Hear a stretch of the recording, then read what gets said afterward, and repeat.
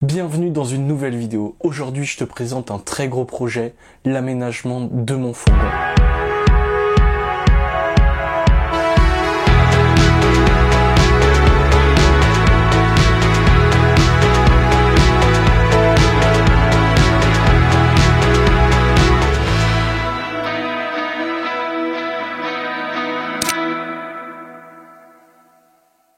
Je vais vous faire la présentation du véhicule très rapidement parce que c'est pas là où je suis le meilleur.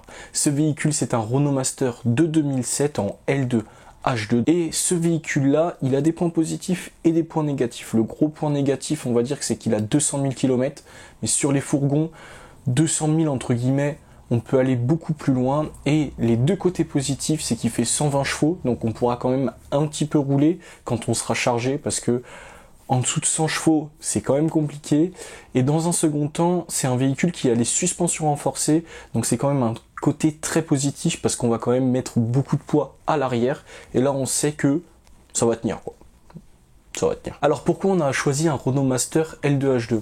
Alors je pense que la marque, ça a rien à voir, c'est vraiment plutôt se concentrer sur la capacité et la grandeur du fourgon, du van ou du camping-car. Pour moi, je voulais quelque chose où on pouvait être debout à l'intérieur, parce qu'on va y rester plus de 6 mois, et s'il pleut, s'il fait du mauvais temps, on pourrait pas être debout à l'intérieur, et moi c'était vraiment quelque chose que je voulais absolument. Dans un second temps, on voulait pas à l'inverse quelque chose de trop gros, comme un camping-car, où là en plus de ça, on était très visible. On sait que dès qu'il y a un camping-car, il y a quelqu'un à l'intérieur. Et pour faire du camping à moitié sauvage, pour se poser dans des super spots, et bien je pense que le fourgon aménagé, c'est un peu ce qu'il y a de mieux avec le van. On peut aller sur des chemins qui sont moins larges, donc obligatoirement on peut aller à des endroits où les camping-cars ne pourront pas aller. Choisir son fourgon et l'aménager, c'est pas simple et ça se fait par rapport à plusieurs choses. Premièrement, le budget. Aménager un fourgon ou un van, il faut au moins avoir un budget de 3 000 €. Je me suis beaucoup renseigné, j'ai demandé à des personnes qui étaient dans le milieu depuis longtemps et on m'a dit que c'était entre 3 et 10 000 € l'aménagement d'un fourgon.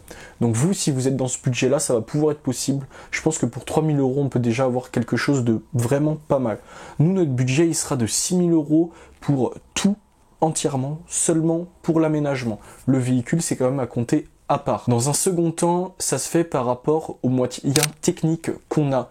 On peut pas tout faire. Un fourgon, c'est quand même quelque chose qui va bouger, qui va rouler.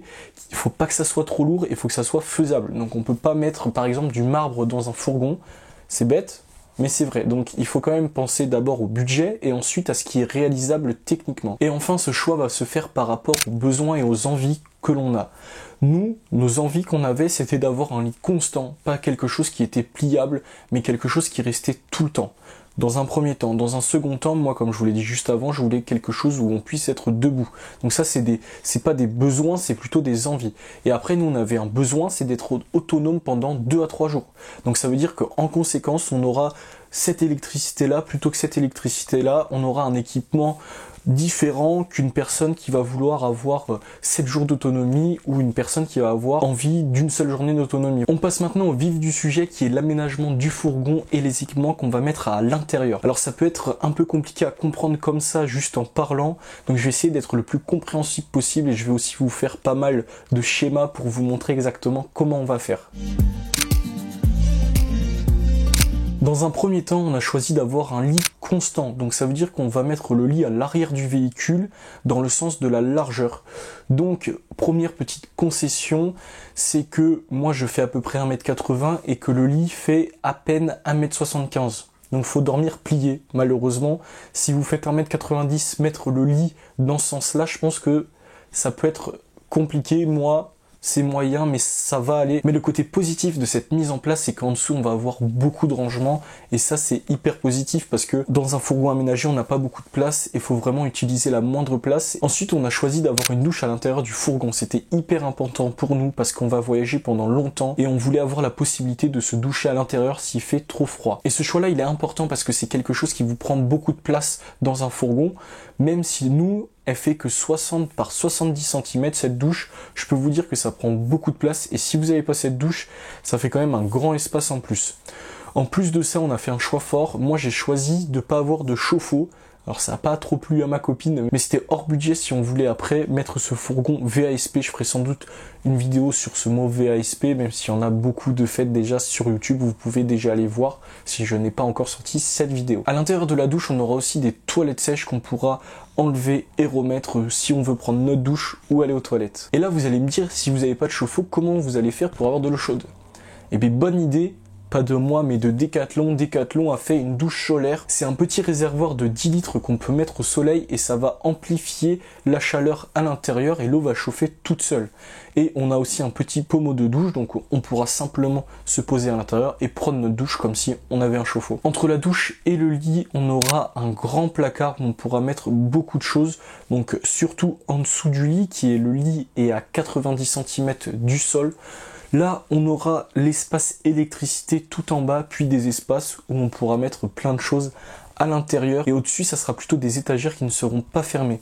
Petite info hyper importante, on a beaucoup réfléchi, on ne savait pas exactement comment faire pour avoir une table à l'intérieur du fourgon, parce qu'avec la douche, ça prend beaucoup de place et on n'avait plus de place. L'idée, c'est que cette table soit la porte d'un placard et elle va se plier. Cette table, elle fera 40 cm de longueur, donc elle sera contre cette paroi, là où on a toutes nos étagères.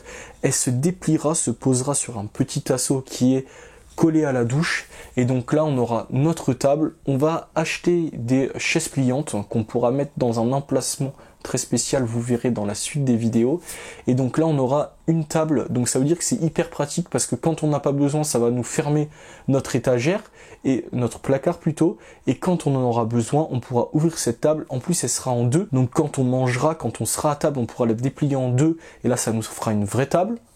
Une petite table mais une vraie table. Et ensuite, quand on n'en aura pas besoin mais qu'on aura besoin de poser des choses, on pourra la déplier en une seule fois, et là ça nous fait un petit plan de travail. Juste après le lit et le long de la porte latérale, on aura l'espace cuisine. Je dis bien espace parce que c'est pas vraiment une cuisine, et donc on aura l'évier, le gaz, le frigo, et en dessous de la bouteille de gaz. Donc là c'est vraiment un petit espace, mais cet espace il fait quand même 90 par 50 cm de profondeur. Ça veut dire qu'il va dépasser le long de la porte latérale, donc on aura un plus petit espace pour passer. Mais on sait bien que les portes latérales d'un fourgon c'est trop grand, ça sert à rien d'avoir une porte aussi grande. Et puis en plus je pense que ça va être plutôt cool de pouvoir cuisiner en face du paysage, et ça c'est vraiment une bonne chose.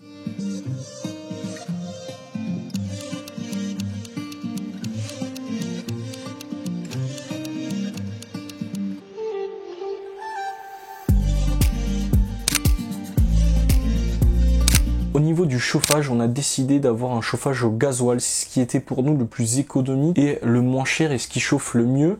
Alors c'est pas donné à l'achat, mais je pense qu'après on s'y retrouve beaucoup. Alors ce chauffage c'est un Webasto, c'est quand même une marque qui est très renommée dans ce monde là du camping-car, du chauffage. Au niveau du frigo, on a choisi de mettre un frigo Trimix de 60 litres.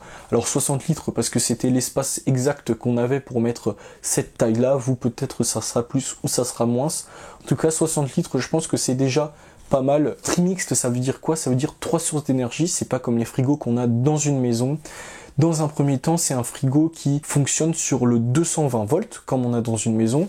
Là, dans ce cas-là, c'est quand on sera branché à une prise extérieure. Ensuite, il fonctionnera sur 12 volts quand on roulera. Là, il sera juste sur un maintien du froid. Enfin, dans un troisième temps, il fonctionnera au gaz quand on sera arrêté et qu'on ne sera pas branché. Voilà, c'est super simple à comprendre. Il y a juste 3 sources d'énergie et ça permet d'avoir tout le temps de la fraîcheur. Au niveau de l'eau, on aura 2 parties. La première, c'est la partie cuisine et la seconde, c'est la partie douche. Donc la douche, je l'ai dit juste avant, on a une petite douche Decathlon de 10 litres qu'on remplira. Et c'est tout. Dans un second temps, on a la cuisine où là on aura un gros réservoir d'eau de 80 litres avec une pompe immergée à l'intérieur qui ramènera toute cette eau dans un robinet et dans un évier. C'est top, la technologie. Enfin, on a le réservoir d'eau sale, donc qui récupérera l'eau de l'évier et de la douche. On ne sait pas encore quelle taille on aura parce qu'on ne l'a pas trouvé, car on voudrait le mettre en dessous du fourgon. Mais on aura sans doute 50 à 60 litres, à savoir qu'il faut minimum diviser par 2 la taille de notre réservoir d'eau propre. Alors je sais pas si vous m'avez compris, mais pour résumer, nous on a 90 litres d'eau propre entre le réservoir d'eau et la douche. Donc ça veut dire qu'il nous faut au minimum 45 litres pour le réservoir d'eau usée. Je vous ai choisi la partie la plus compliquée à la fin, je suis vraiment désolé, mais je vais essayer d'être très simple et je vais faire une autre vidéo qui sera beaucoup plus complète pour vous expliquer entièrement ce qui est possible de faire dans un fourgon. Nous, très simplement, on a choisi de ne pas mettre de panneaux solaires, le premier gros choix, parce qu'on a seulement besoin de 2 à 3 jours d'autonomie, car on va beaucoup bouger sans doute, on va pas rester une semaine, voire une semaine et demie, et si c'est le cas, on trouvera une solution pour moins consommer ou alors pouvoir se brancher quelque part. Donc on a deux batteries 200 ampères qui vont se recharger grâce à l'alternateur de la voiture qui va d'abord recharger la batterie de la voiture et ensuite les batteries auxiliaires, nos deux batteries. Ensuite, après ces deux batteries-là, évidemment, on va avoir un petit tableau électrique où là vont partir tous les fils, que ça soit la pompe, que ça soit le chauffage, que ça soit la lumière, que ça soit les prises. Tout va partir de là.